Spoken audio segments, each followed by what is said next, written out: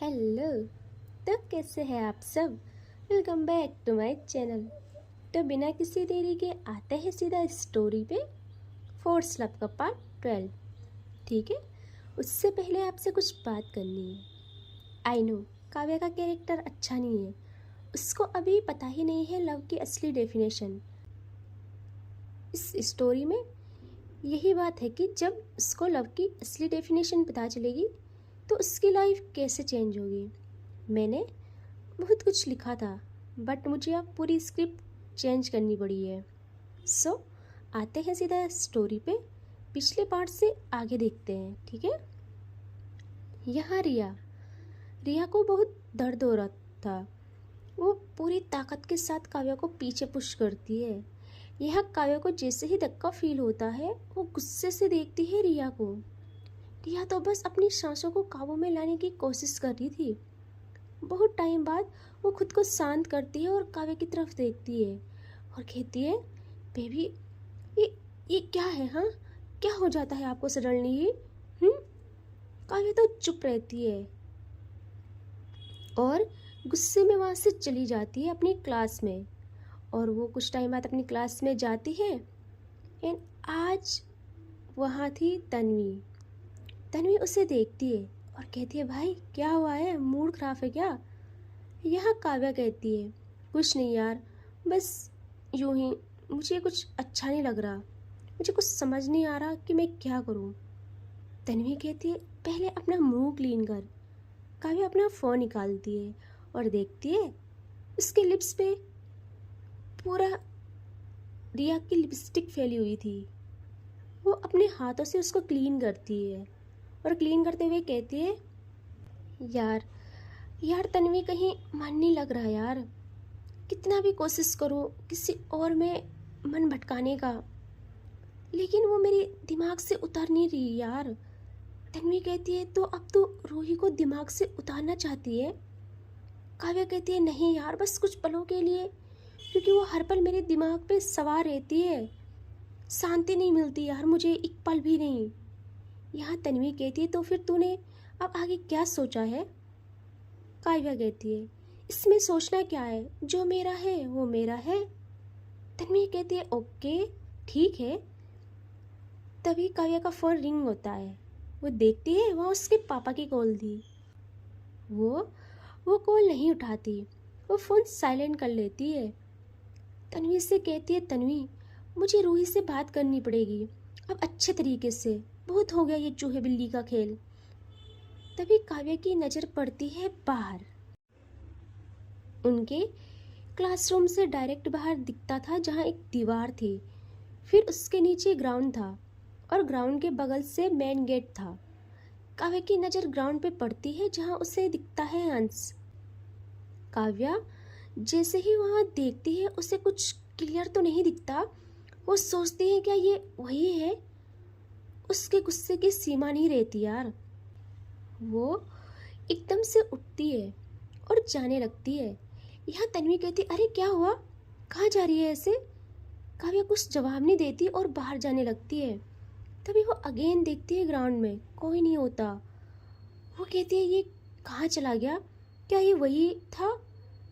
फिर उसके माइंड में कुछ क्लिक होता है। वो जाती है रूही की क्लास की तरफ और तन्वी काव्या के पीछे भागती है। यहाँ काव्या जाती है रूही की क्लास की तरफ एंड वो दूसरे रास्ते से जाती है। जैसे ही वो क्लास में इंटर करती है वो डायरेक्ट जाती है अंदर। यहाँ टीचर भी लाइक कि यार इसका क्या करूँ मैं, हम सुकून से पढ़ा भी नहीं सकते क्या? काव्या अगेन चिल्लाती है, रूही कहाँ है? सब चुप। काव्या को गुस्सा आता है, वो मैम की तरफ मुड़ती है और कहती है, मिस रोजी रूही कहाँ है? तो वो कहती है, वो तो अभी चली गई, उसको कोई लेने आया था, शायद उसका फियांसे था। काव्या का दिमाग खराब कि भाई मैं क्या करूँ, इसका कितना समझाऊँ इसको। वो जल्दी बाहर निकलती है वहाँ से। वो बहुत भाग रही थी बाहर की तरफ। बड़ा सा कॉलेज था, बहुत लंबा रास्ता था। वो जो भागती है यार बाहर की तरफ कसम से। तभी वो एक कॉरिडोर में पहुंचती है। अब पड़ती है उसकी नज़र अगेन ग्राउंड की साइड। वहाँ रूही जा रही थी अंश के साथ। कॉलेज से बाहर। काव्या के दिमाग का जो दही बनता है यार, वो खुद को कंट्रोल नहीं कर पाती। वो अगेन भागना स्टार्ट करती है। तभी ग्राउंड और उसके बीच एक रास्ता आता है। यहाँ बहुत सारी सीढ़ियाँ थी। या तो उसे सीढ़ियाँ पार करनी थी जिसमें बहुत टाइम लगता, या फिर उसे जंप करना था नीचे ग्राउंड की तरफ। काव्या जंप करना चूज करती है। तन्वी ये सब देख रही थी। वो ऊपर से चिल्लाती है, काव्या नो प्लीज ये मत करना। काव्या अनसुना करती है वो, क्योंकि उसका फोकस सिर्फ रूही पे था। वो बहुत तेज जंप करती है एंड वो इतनी तेज गिरती है, उसके पैर में मोच आ जाती है यार। वो बहुत तेज चिल्लाती है, रूही। यहाँ तन्वी भाग के आती है काव्या के पास। काव्या अगेन खुद को संभालती है बहुत मुश्किल से और जाने लगती है, बट उसका पैर उसका साथ नहीं देता। यहाँ तन्वी जल्दी जाके काव्या को पकड़ती है और कहती है, बस कर यार, क्यों भाग रही है इससे उसके पीछे, स्टॉप इट। काव्या कहती है, तन्वी मुझे छोड़, कसम से मैं आज इसको बताऊंगी। जो ये मेरी बात नहीं मानती है, इसने मुझे हल्के में ले रखा है। यहाँ तन्वी कहती है, चुप हो जा यार, खुद की हालत देख, बाद में समझा लेना उसे। और तन्वी बहुत मुश्किल से काव्या को संभालते हुए लाती है मेडिकल रूम में और उसको पट्टी करने लगती है। और तन्वी कहती है, यार क्या पागलपन है ये काव्या, वो एक मामूली लड़की है यार, ऐसे लाखों लड़कियां मिल जाएंगी काव्या। और काव्या गुस्से में देखती है और कहती है, कितनी बार कहूँ वो मामूली लड़की नहीं है, मुझे लाखों नहीं चाहिए, मुझे सिर्फ वही चाहिए यार, अब तो तय हो गया, सिर्फ वही चाहिए। तन्वी कहती है, ओके ओके फाइन, बस ख्याल रख यार अपना, और चल घर चलते हैं। काव्या कहती है, नहीं मुझे घर नहीं जाना, मुझे मेरी कार तक ले चल प्लीज़। तन्वी कहती है, नहीं तुझे मैं नहीं जाने दूंगी अकेले, तू जहाँ भी जाएगी मेरे साथ जाएगी। काव्या कहती है, ठीक है मुझे ले चल मेरी कार तक, फिर तू कर लेना ड्राइव।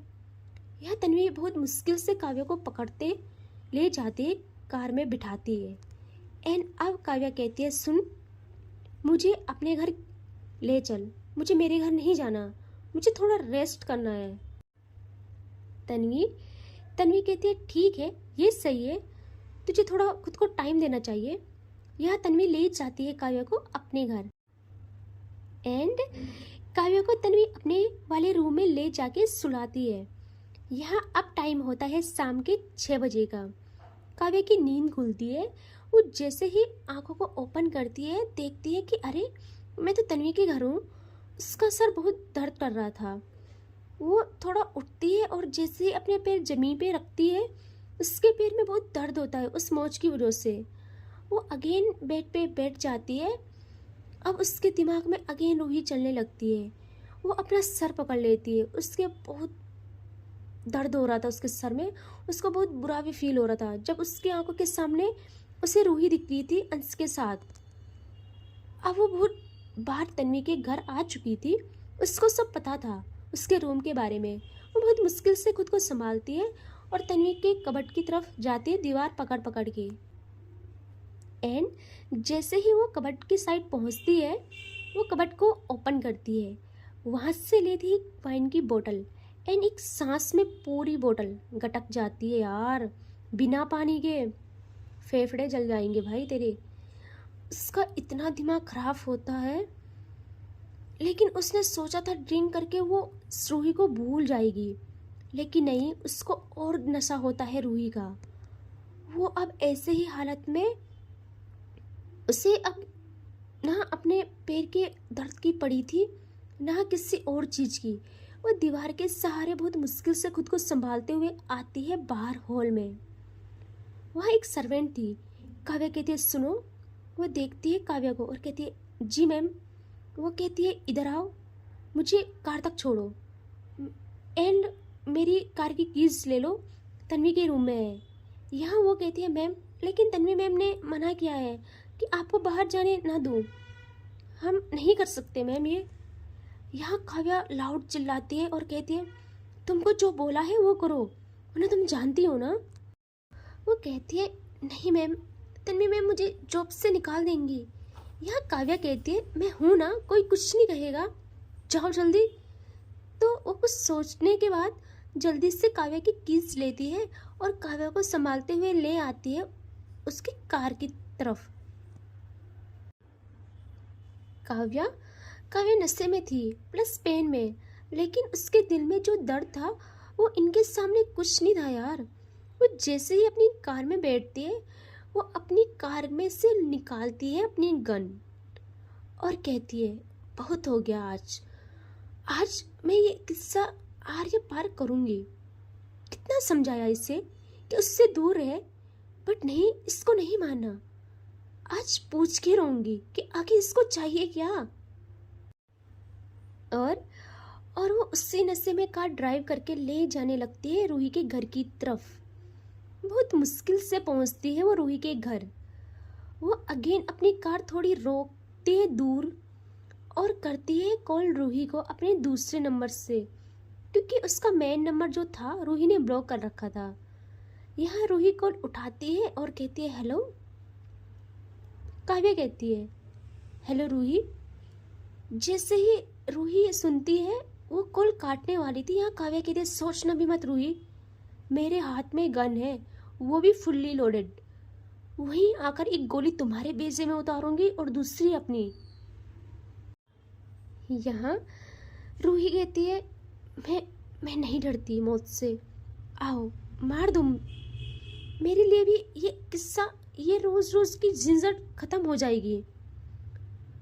काव्या कहती है इतनी आसानी से? ठीक है, अब मेरा मूड चेंज। तुम्हारे माँ बाप, हाँ, मैं तुमको और खुद को नहीं करूँगी कुछ, उनको गन पॉइंट करूँगी। ओके, तुम जानती हो ना मैं एक भी पल नहीं सोचूंगी कुछ करने के लिए। यहाँ जैसे ही रूही अपने माँ पापा के लिए सुनती है वो डर जाती है। वो कहती है प्लीज़ प्लीज़ देखो, मैं हाथ जोड़ती हूँ, ऐसा ना करना, बताओ क्या चाहिए आपको। यहाँ काव्या कहती है मैं तुम्हारे घर के बाहर हूँ, आओ मुझसे मिलो। मैं कॉल काट रही हूँ, 5 मिनट्स में मुझे तुम मेरे पास चाहिए, वरना। और वो कॉल कट कर देती है। यहाँ जैसे ही काव्या का कॉल कट हुआ था, रूही करती है अंश को मैसेज कि काव्या अगेन आई है। यहाँ 5 मिनट के बाद रूही अगेन आती है काव्या के पास। काव्या तो बहुत मुश्किल से खुद को संभालते हुए कार से निकलती है और कार पे टिक जाती है। यहाँ रूही काव्या के पास आती है और कहती है बोलो क्या चाहिए आपको। काव्या जो बस रूही को निहार रही थी, वो अपनी गन लेती है और रूही के फोरहेड से उसकी जोलाइन तक फेरती है उस गन को और कहती है मुझे तुम चाहिए रूही। मैंने सोचा था मैं आऊँगी तुम पे गुस्सा उतारूंगी कि तुम उस बंदर के साथ क्यों गई, लेकिन मैं तो तुम्हें देखकर ही। और वो उस नशे में रूही की नेक ग्रैब करती है और उससे लगाती है कार से और उसके फोरहेड से फोरहेड मिलाती है। यहाँ रूही अपना फेस घुमा देती है क्योंकि काव्या के मुंह से बहुत स्मेल आ रही थी शराब की। काव्या बहुत नशे में थी, वो आज नशे में टूट जाती है। वो ऐसे ही फोरहेड से फोरहेड मिलाए और रूही की नेक ग्रैब करके कहती है रूही मैं ये सब नहीं करना चाहती। पता नहीं कितनी लड़कियों के साथ सोई हूँ मैं, उनको यूज़ किया है मैंने। मैं मानती हूँ मैं बुरी हूँ, लेकिन मैंने कभी उनकी मर्जी के बिना उनको टच तक नहीं किया। ये सब चाहती थी तो ये सब हुआ, लेकिन तुम पहली हो जिसे मैं खोना नहीं चाहती। मैंने ट्राई किया है कि मैं तुमसे दूर हो जाऊं। तुम मेरी वीकनेस बनती जा रही हो रूही, जो मुझे बिल्कुल पसंद नहीं है। रूही मुझमें क्या कमी है? उस बंदर से ज़्यादा पैसा है, पावर है, उससे ज़्यादा स्मार्ट हूँ, उससे ज़्यादा प्यार करती हूँ तुमसे।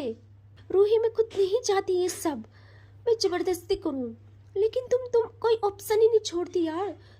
तुम क्यों ऐसी हरकत करती हो? जब मैंने बोला है कि मुझे इश्क हो गया है तुमसे, तो फिर तुम क्यों करती हो ये सब? और काव्या खुद का कंट्रोल खोती है और एक हाथ तो था ही उसकी रूही के नेक पे, दूसरा हाथ वो रखती है रूही के फेस पे और अपनी लिप्स रूही के लिप्स पे रखती है और वो उसका लोअर लिप सक करने लगती है, बहुत रफली। यहाँ रूही का सब्र का बांध टूट जाता है। वो पूरी ताकत के साथ काव्य को पीछे पुश करती है, जहाँ काव्य सीधा गिरती है जमीन पे। यार, एक तो उसके पैर में मोच, ऊपर से वो ड्रंक, और अब उसका ये धक्का। काव्य बहुत वीक पड़ जाती है यार, वो खुद को नहीं संभाल पाती। उसके हाथों में, उसके एल्बो पर बहुत चोट लगती है और ब्लड भी आने लगता है। वो ऐसे ही देखती है रूही की तरफ। और थोड़ा आते हैं तन्वी पे, जो कि घर आती है। उससे काव्य की कार नहीं दिखती। वो भाग जाती है अंदर और सर्वेंट को चिल्लाती है कि काव्या कहाँ है, मैंने तुमको बोला था ना उसे कहीं जाने मत देना। वो सर्वेंट कहती है मैम, मैंने बहुत रोका उनको, लेकिन वो नहीं मानी। यहाँ तन्वी कहती है तुमसे तो मैं बाद में बात करूँगी। और वो जल्दी से बाहर आती है और अपनी कार में बैठ के जाने लगती है काव्य के घर की तरफ। तभी तभी उससे आता है काव्य की मॉम की कॉल। वो जल्दी से उठाती है और कहती है आंटी काव्या। काव्य की माँ कहती है हाँ बेटा, कहाँ है काव्य, उससे बोलो ना जल्दी आए, आज उसके पापा से बात करनी है, मेरी कॉल्स नहीं उठा रही वो। यहाँ तन्वी परेशान कि भाई वो घर नहीं गई तो वो कहाँ गई। वो कहती है आंटी हम दोनों आ रहे हैं, हाँ ओके। और वो कॉल कट कर देती है। एंड अब उसके माइंड में क्लिक होता है रूही, हाँ रूही के यहाँ गई होगी पक्का। और वो कार रिवर्स गियर में डालती है एंड आने लगती है रूही के घर की तरफ। यहाँ यहाँ रूही अब सारा गुस्सा उड़ेलती है काव्य पे। वो कहती है क्या क्या लगा रखा तुमने तब से, इश्क प्यार मोहब्बत ये सब पता भी है क्या होता है? पता भी है इश्क किसे कहते हैं? इश्क इबादत है, पूजा है, समझी? तुम कह रही हो प्यार है और सामने वाले को तुम सिर्फ तकलीफ देती हो और कहती हो प्यार है। ऐसे कैसे प्यार? जिससे तुम प्यार करती हो उसके सामने तुमको हजारों के बदन चाहिए होते हैं और तुमको लगता है तुम प्यार में हो। किसी की इज्जत करनी नहीं आती, किसी से तमीज से बात करनी नहीं आती और तुम कहती हो तुम प्यार में हो। खुद को पहले प्यार की डेफिनेशन समझाओ, फिर करना प्यार। प्यार करने का दावा बाद में करना। रही बात मेरी, तुम मेरा जिस्म हासिल कर लोगी अपनी इन हरकतों से, लेकिन मेरे दिल में अपनी जगह वो कभी नहीं बना पाओगी, क्योंकि मैंने देखा है तुमको अपने आंखों के सामने। कोई ऐसी बुरी आदत नहीं जो तुम में ना हो। और किस चीज़ का घमंड है? पैसों का। मैं ठुकराती हूँ तुम्हारे पैसे, लात मारती हूँ, मुझे नहीं मतलब तुम्हारे पैसों से। और अब तुमको जो करना है करो। और रूही वहाँ से जाने लगती है अपने घर की तरफ। यहाँ काव्या रूही को जाते देखती है। वो बहुत मुश्किल से खुद को संभालती है और उठने की कोशिश करती है। तभी एक आवाज़ आती है रूही के कानों में। रूही अपने घर के बाहर ही पहुंची थी। जैसे ही वो सुनती है वो पीछे टर्न होती है। वो देखती है वहाँ पे था अंश ने काव्या का कॉलर पकड़ा था एंड वो एक पंच मारता है काव्या को। काव्या तो पहले से होश में नहीं थी, अब उसकी आंखें धीरे धीरे बंद और वो एक पल में जमीन पे गिरती है। यार, यहाँ रूही जैसे ही देखती है, वो पता नहीं उसको इतना दर्द होता है उसके दिल में, वो खुद को नहीं रोक पाती। वो भाग के जाती है और वही जमीन पे बैठ जाती है। और उसको पता नहीं क्या होता है, वो काव्या का सर पकड़ती है और अपनी गोदी में लेती है और अंश की तरफ बहुत गुस्से में देखती है और कहती है आप पागल हो, आप कैसे कर सकते हो ये? वो बहुत कोशिश करती है काव्या को उठाने की। वो काव्या के गालों पे अपना हल्का हल्का हाथ मारती है और उसे कहती है उठो उठो। यहाँ काव्या नहीं उठती यार, वो बस रूही की गोदी में सर रखे बेहोश हो जाती है। यहाँ रूही, उसकी आंखों से आंसू आने लगते हैं यार। वो मतलब वो इतने सॉफ्ट हार्टेड थी कि उसे किसी का दर्द नहीं देखा जाता था। पता नहीं आज उसके दिल में इतना दर्द क्यों हो रहा था। काव्य को ऐसे देखते हुए वो अंश को इतने गुस्से में देखती है। मतलब अंश ने भी रूही का ऐसा रूप नहीं देखा था। वो वो अंश को बहुत सुनाती है कि आप ऐसा कैसे कर सकते हो, आपने क्या सोच के ऐसे किया, आपने उसकी हालत नहीं देखी, वो जा रही थी ना, मैं जा रही थी अंदर। एंड यहाँ अंश तो बस देखता रह जाता है। एंड इससे आगे देखेंगे नेक्स्ट पार्ट में। ठीक है, बाय बाय।